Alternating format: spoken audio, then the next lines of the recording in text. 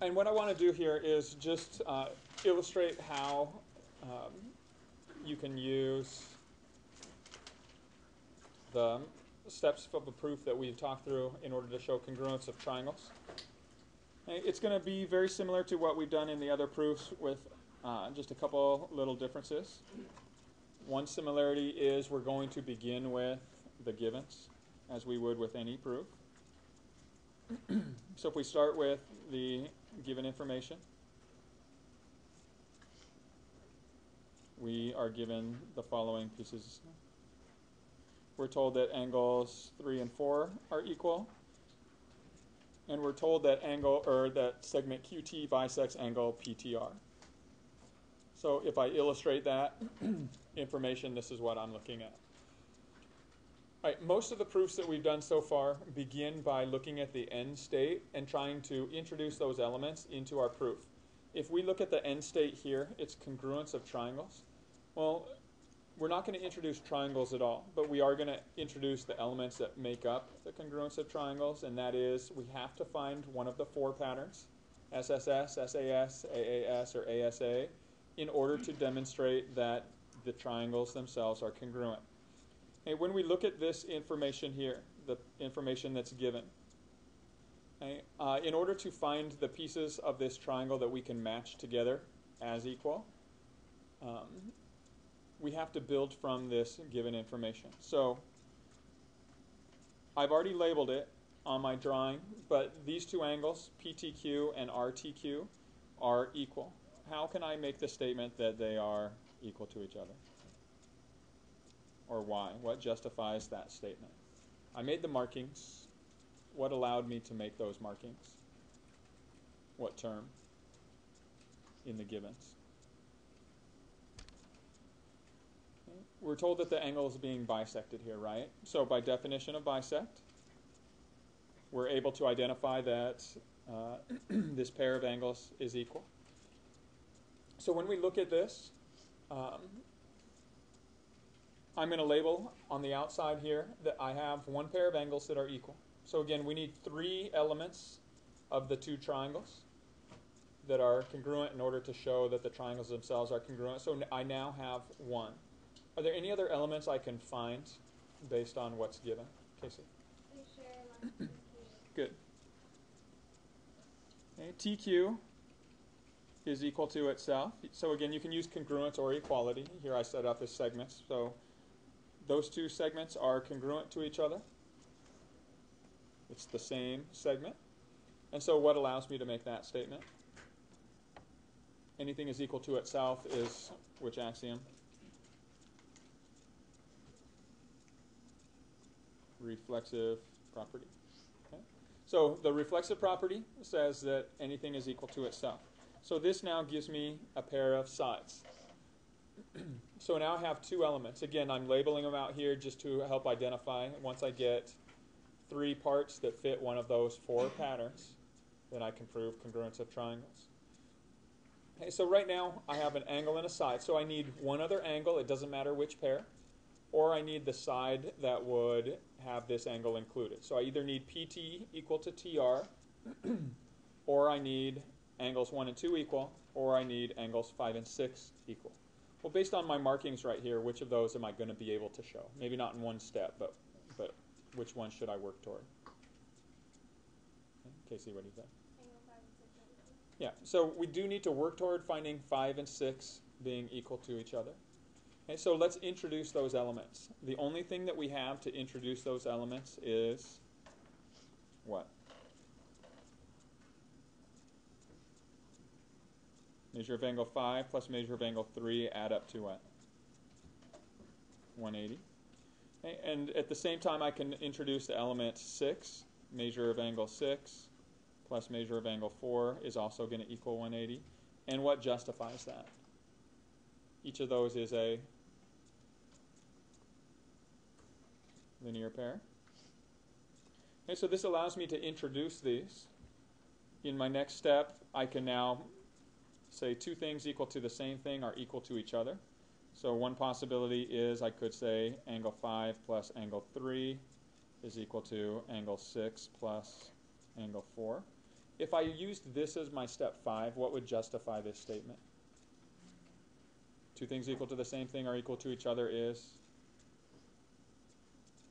transitive property or substitution. Okay? And then if that's the way that I approach this, then in step 6, in order to show that 5 and 6 are equal, what would I have to subtract from the left side of this equation? Removing an angle 3. If I remove an angle 3 from one side, I have to remove its equivalent from the other side. Is angle 4 equivalent to angle 3? Yeah. So I can get the statement angle 5 is equal to angle 6 by removing equals from equals. The remainders are equal. And so now I get this third piece of information, a pair of angles that are equal. And so now do I have enough information to state congruence of triangles? Yeah, I have two angles and a side. Is the side included between the angles, or is it opposite one of the angles? Is this side opposite one of the angles in the triangles? Yeah.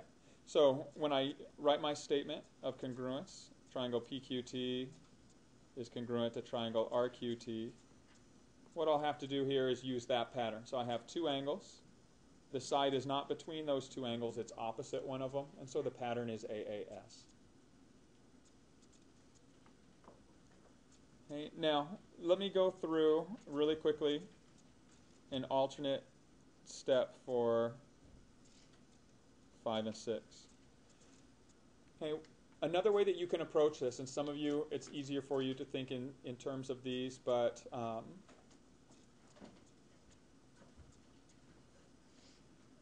if you wanted to kind of come up with this same idea and you don't see the fact that you can replace this whole expression with for the 180, what you could do is you could solve each of these equations for the angles 5 and 6. So we could say measure of angle 5 is equal to 180 minus the measure of angle 3.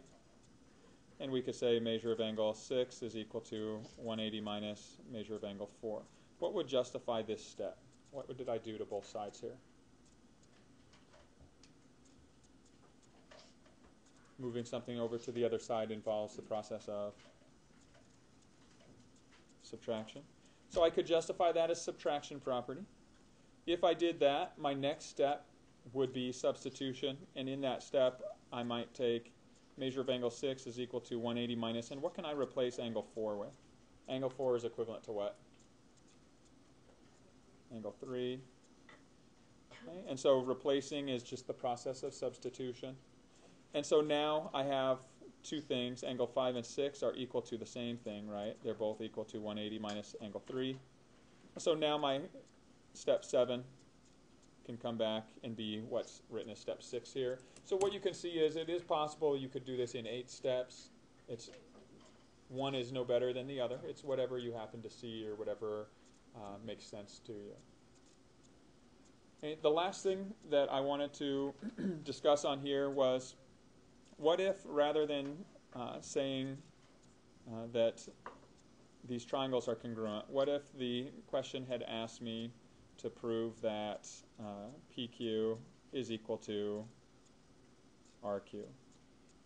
And if that's the case, if you're looking at a figure and that your figure contains multiple triangles in it, and the final statement is prove two parts of that triangle are congruent to each other, what you're very likely going to need to do is go through all the steps of showing triangles are congruent and then adding one final step.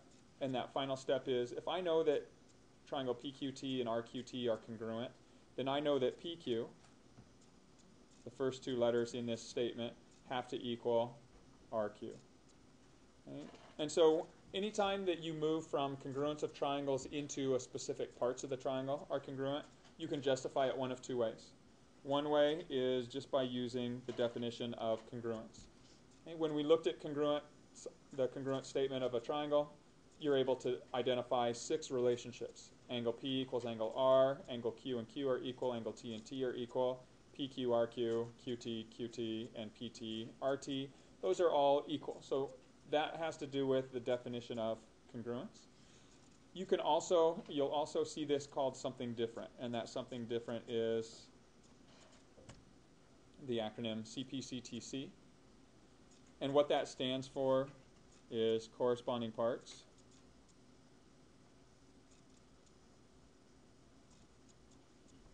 of congruent triangles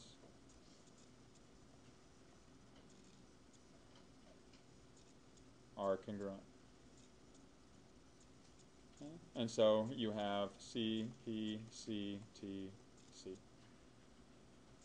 Okay. Now, anytime you're doing something on your own, I don't care which one you use. To me, it's interchangeable. They mean the same thing. Because congruence is equal in all respects. Corresponding parts of congruent triangles is basically saying that those corresponding pieces are equal in all respects. Okay, so I don't care which method you use, but you do need to be able to identify either one of them. I'll never have both of them as a drop-down choice in a quiz or test, but sometimes I might have one and others have the other. So you need to be able to identify either one as the correct answer.